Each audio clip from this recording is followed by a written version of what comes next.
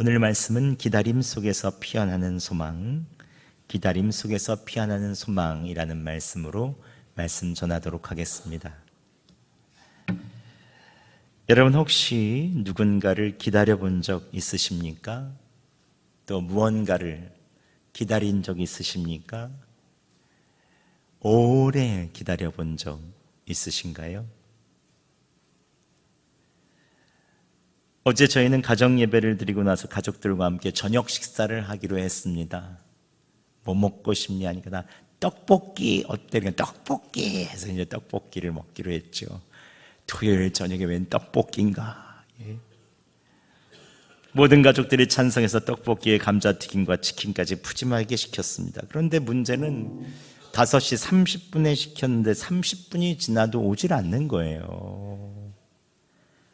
제가 언제 와 그랬더니 제 아들이 이거 오래 걸려 1시간은 있어야 돼 그러는 거예요. 아니 무슨 떡볶이랑 튀김이 1시간이나 걸리냔 말이죠. 45분이 지났는데 제가 기다리다가 눈이 퀭해지고 급격히 피곤해지더라고요. 제가 아이들한테 이 집 지금 떡볶이 떡 뽑고 있는 거 아니야? 제가 막 얘기를 했습니다.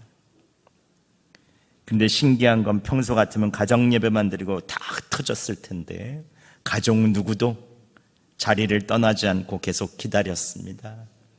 드디어 58분째 배달 전화가 오자 온 가족의 생기가 넘쳤습니다. 와 하면서 이제 막 기지개를 피고 다 이제 일어나기 시작하는 거예요.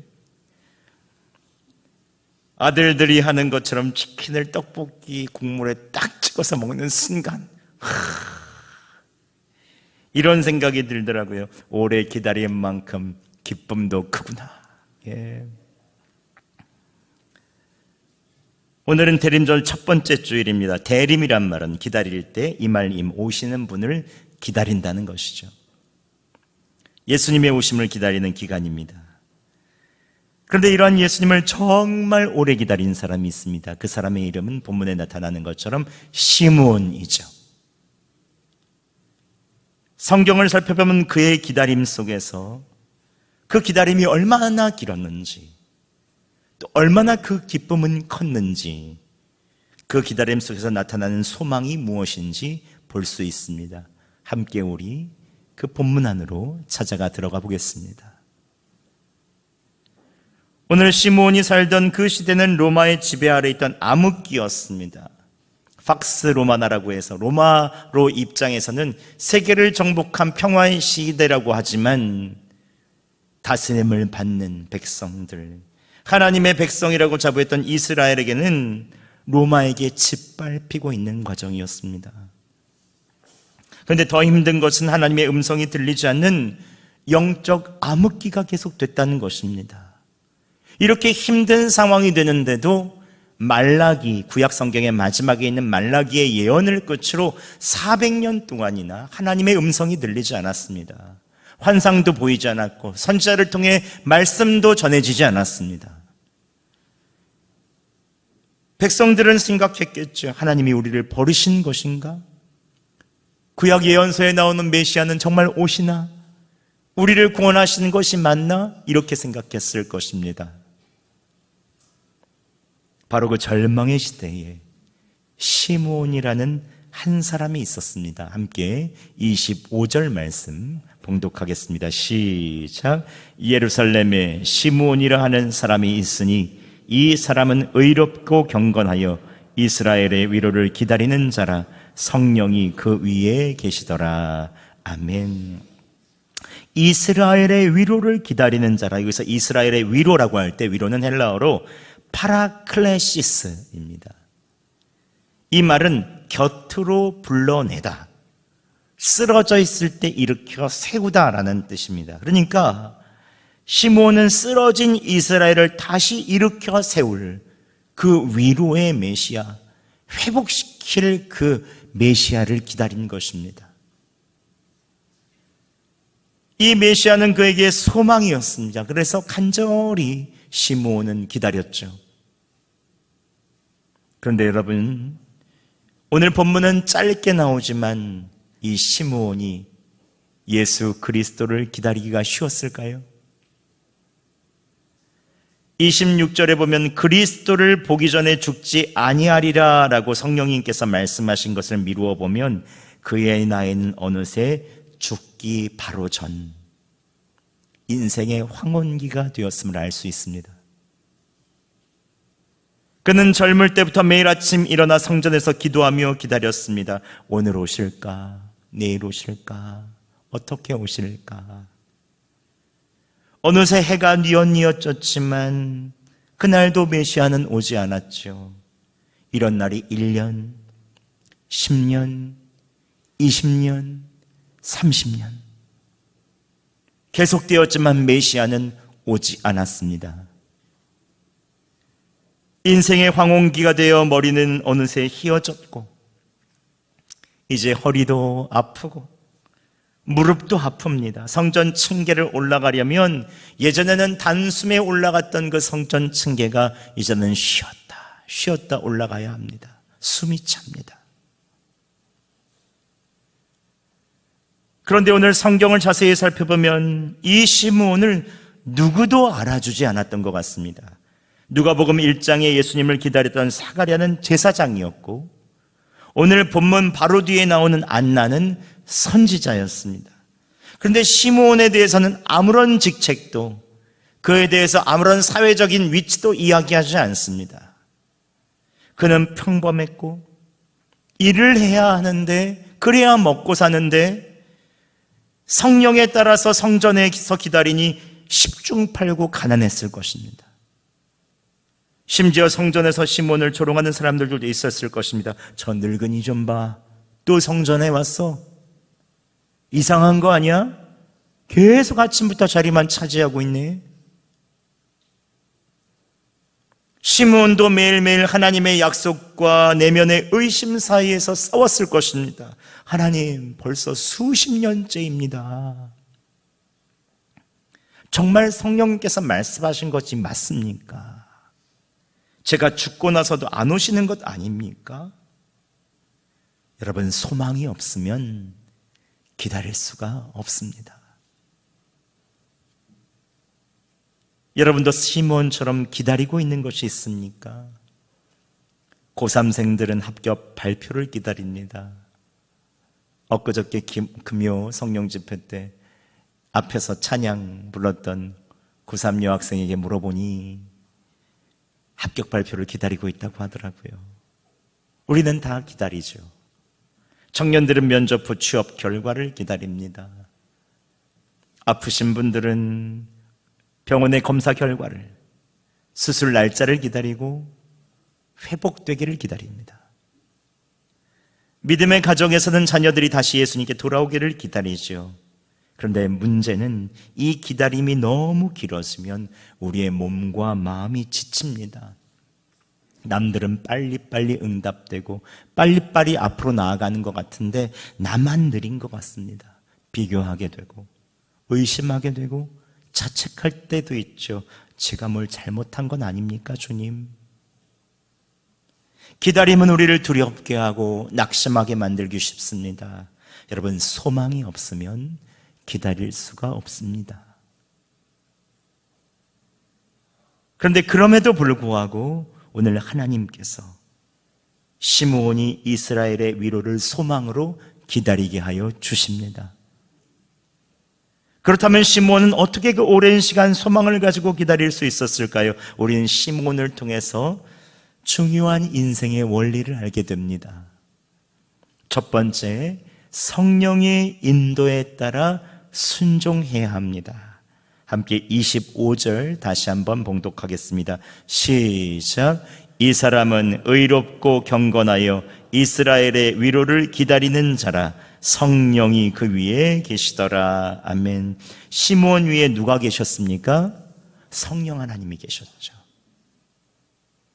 시므온이 특별히 믿음에 강해서가 아닙니다. 인내심이 많아서가 아닙니다. 성령이 함께 하셨기 때문에 그는 기다릴 수 있었습니다. 소망을 가질 수 있었습니다. 기다림은 우리의 힘으로 하기가 어렵죠. 성령님께서 우리와 함께 하시기에 우리는 오늘도 하루를 견디고 새롭게 소망을 가지고 견뎌나갈 수 있는 것이죠. 여러분, 성령님께서 오늘날 사는 우리와도 함께하여 주십니다. 그러나 성령님이 함께하심을 믿고 귀를 기울이고 순종하는 사람이 있는가 하면, 하나님은 영이시고 보이지 않으니 성령님과 상관없이 사는 사람이 있습니다. 입으로는 하나님을 의지합니다라고 하면서 묻지는 않죠.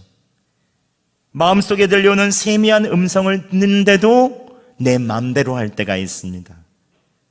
기도하며 하나님께 우리의 소망을 이야기하지만 삶에서는 기다리지 않고 내가 세운 결정대로 합니다. 내 힘으로 하려고 하니까 지치는 것이죠.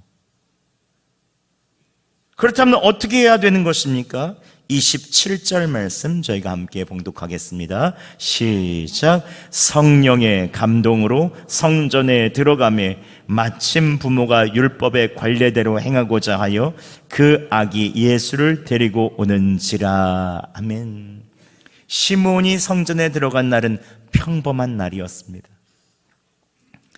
평소대로 아침에 일어났고 하던 대로 성전으로 들어갈 준비를 했습니다. 그런데 바로 그날 성령님께서 시므온에게 지금은 성전에 가야 할 마음을 주십니다. 시므온이 그때 성령님께서 주시는 마음 그대로 순종합니다. 만약 시므온이 성령님께서 마음에 요청하시는데도 음성을 무시하고 오늘 좀 피곤하다, 몸이 안 좋으니 허리도 아프고 무릎도 아프고 내일 가야지 라고 했다면 그는 예수님을 만나지 못했을 것입니다. 성령님은 오늘도 우리의 삶을 인도하시죠. 어떨 때는 말씀을 들을 때 확 와닿기도 하고, 어떨 때는 갑자기 누군가가 떠오르기도 합니다. 오늘은 그 사람에게 전화해 봐야 되나? 오늘은 이 말씀을 붙잡아 봐야 되겠다. 오늘은 한번 이 일을 시작해 봐야 되겠다. 성령님께서 세미한 음성으로 우리에게 깨달음으로 말씀해 주시죠. 성령님의 감동은 극적이지 않을 수 있습니다. 하지만 마음의 평안한 확신으로 옵니다. 나의 양심에 깊은 내면에 속삭이듯, 그러나 확실하게 평안으로 말씀해 주시죠. 사람은 말로 이야기하기 때문에 음성을 듣습니다. 하지만 성령님은 영이시기 때문에 우리의 마음속에 깨달음으로 말씀하시죠. 하나님의 음성을 듣는다는 것은 우리 안에 세미한 음성으로 깨달음으로 온다는 것입니다. 대부분 성령님께서는 선하고 평화롭고 기쁜 일을 하도록 말씀하십니다. 악하고 사람들을 괴롭히고 복수하도록 인도하지 않으십니다. 분노할 때 말씀하시는 것은 성령님의 음성이 아닙니다. 화해하고 사랑하고 용서하고 격려하게 하시죠. 우리의 영혼이 성장하고 잘 될 것을 말씀하십니다. 여러분, 성령님께서 말씀하실 때 해야 할 것을 하시기 바랍니다. 지체하지 말고 하세요. 멈춰야 할 것을 하시고 끊어야 할 것을 끊으세요. 여러분이 기다림의 시간 동안에 성령님께서 인도에 따라서 순종할 때 하나님의 일하심과 응답을 보게 될 것입니다. 여러분, 둘째 해야 될 것은 기다림 속에서 하나님의 타이밍을 기다려야 합니다. 27절 하반절 다시 한번 하반절만 읽어보겠습니다. 시작. 마침 부모가 율법의 관례대로 행하고자 하여 그 아기 예수를 데리고 오는지라. 아멘. 첫 번째 단어는 무엇입니까? 마침. 마침. 이 단어는 우연이 아니라는 것을 보여줍니다. 마침 그때 하나님께서 완벽한 타이밍에 이루셨다는 거죠. 시므온이 성전에 바로 들어가는 그 순간 요셉과 마리아가 아기 예수님을 데리고 들어옵니다. 1분 일찍도 아니고 1분 늦게도 아닙니다. 예루살렘 성전은 수많은 아이들이 정결 의식을 치르러 왔을 것입니다. 그런데 주님께서 마침 그때 시므온과 메시아이신 아기 예수님이 만나게 하시는 것입니다. 여기서 우리는 하나님의 일하심을 주목해야 됩니다. 하나님께서는 그 마침, 그 때를 이루시기 위해서 수많은 것을 준비하시고 일하셨습니다.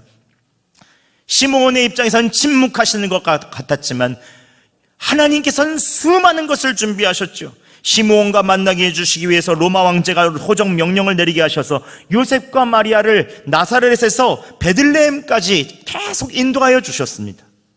아기가 태어나온 정결 예식을 치를 수 있도록 예루살렘으로 올라오게 하셨습니다. 그리고 바로 그날 그 시간에 시므온과 만나게 하여 주신 것입니다. 시므온은 30에서 40년 정도 성전에서 기다렸을 것입니다. 정말 오래 기다렸다, 수고했다 할 수 있을 것입니다. 하지만 하나님께서는 시므온과 비교할 수 없을 정도로 오래 기다리셨습니다. 하나님의 기다림은 더 오래였습니다. 아담과 하와가 에덴에서 쫓겨난 그날부터 하나님께서 메시아를 보낼 계획을 준비하며 기다리셨죠. 노아, 아브라함, 모세, 다윗 수천 년의 역사 속에서 믿음의 사람들을 세우시면서 준비하고 또 준비하셨습니다. 시므온이 보기에는 아무 일도 일어나지 않는 것 같았지만 하나님께서는 왕을 동원하고 역사를 일으키고 수많은 사람들을 동원하여 시줄과 날줄이 만나듯 모든 것을 완벽하게 준비하시죠. 저도 이런 경험을 많이 합니다. 바라고 기도해도 목회가 잘 안 풀릴 때가 많아요. 그런데 신기한 건 어느 순간 안 풀리던 일이 그냥 스르르르 은혜로 풀립니다. 그런데 그때 어렴풋이 깨달아지죠. 하나님께서 하셨구나. 그래서 기다리게 하셨구나. 여러분, 하나님의 타이밍을 기다리시기 바랍니다. 마침 그때 하나님께서 여러분을 위하여 이루어 주실 것입니다. 오늘 하나님께서 시므온의 품에 메시아 하나님의 아들 예수님을 주시고 찬송하게 하시죠. 우리가 시므온의 마음을 가지고 함께 28절에서 32절까지 함께 읽어보겠습니다. 시작. 시므온이 아기를 안고 하나님을 찬송하여 이르되 주제여 이제는 말씀하신 대로 종을 평안히 놓아 주시는도다. 내 눈이 주의 구원을 보았사오니 이는 만민 앞에 예비하신 것이요 이방을 비추는 빛이요 주의 백성 이스라엘의 영광이니이다 하니. 아멘. 이 장면을 한번 상상해 보시죠.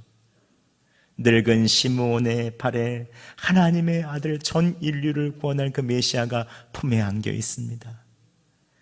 시므온은 내 눈이 주의 구원을 보았다고 고백합니다. 평생을 그가 기다렸던 이스라엘의 위로를 그가 품 안에 안은 것입니다.